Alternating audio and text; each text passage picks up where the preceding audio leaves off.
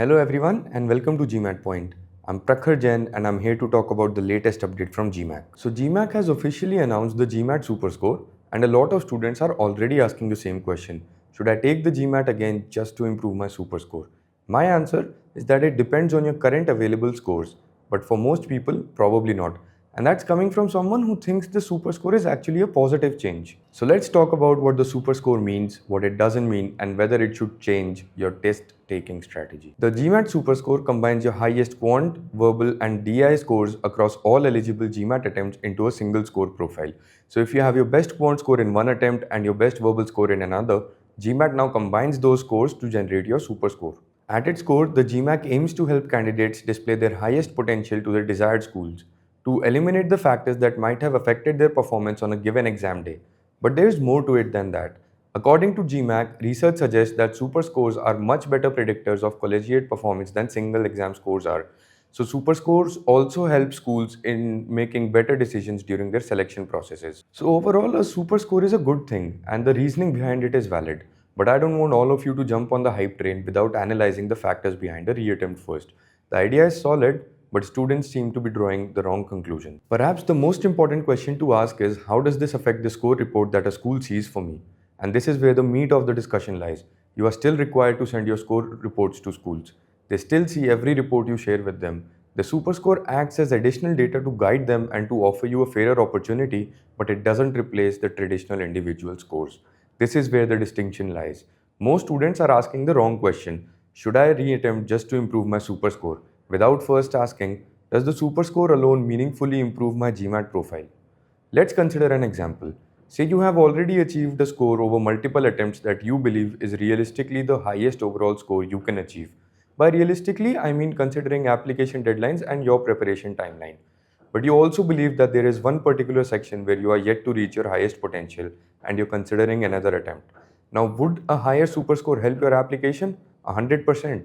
Does that alone justify going for it? No. You'll still be sharing an individual score with the school. If in your attempt you focus solely on that section, that doesn't guarantee whether or not you get a better overall score too, and the schools see that. These attempts also come at a cost, and it's not just money. One of the most fundamental concepts you learn in an MBA is the opportunity cost. Your time would most definitely be better spent on preparing your essays, SOPs, and other parts of your application. For most people, $275 for an extra few points on a secondary score is probably not the best investment. The existence of a super score does not automatically make an additional attempt a reasonable investment. Now, some of you might think getting into a good school justifies that cost. But does a super score actually increase your odds of getting into a better school? The part that most students miss is that the GMAT Superscore is not a novel idea and not the first time schools will start to care about your best sectional performances. Exams such as SAT, ACT, and TOEFL already use the Superscore for their score reports. The Superscore simply analyzes and summarizes this data for the schools, making it simpler for them. Schools that give particular importance to the best performances can now skip that part, and schools that didn't care before still won't care. Think of it as GMAC doing the math on behalf of the admissions committee. A cleaner process does not necessitate a brand new GMAT profile. Now let's look at an example score. Here, the best score for quant comes from attempt 1, while the best scores for DI and verbal come from attempts 2 and 3. So clearly the super score is helpful. You get a 665 level application without ever achieving a 665. But here are the details. Imagine if this was your scorecard. You have already invested time, money and energy into 3 attempts. Now would I take another attempt just because I think I can push my quant to 84? Probably not. If I think I can get a better overall score across all 3 sections, then I might consider it. However, taking another attempt just because I want to improve my super score from one section is where I'd be a bit cautious. My recommendation is quite similar to what I was recommending before the super score was introduced. If you genuinely believe you have a significant number of points on the table across multiple sections, go for it. If you think you have a better independent score performance in you, go for it. If you are still far away from your desired score, go for it. But if you're only considering another attempt because the super score was introduced, I would suggest reconsidering. So here are my final thoughts. The GMAT Superscore is a positive step. A higher superscore helps your application, but these factors do not fundamentally change the answer to the question, should I go for a reattempt?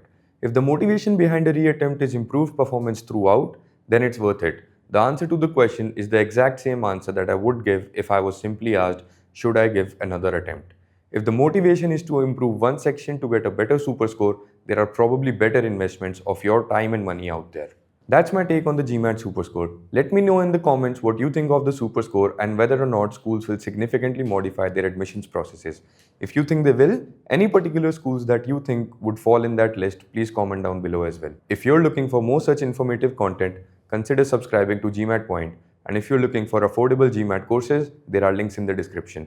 Thanks for watching.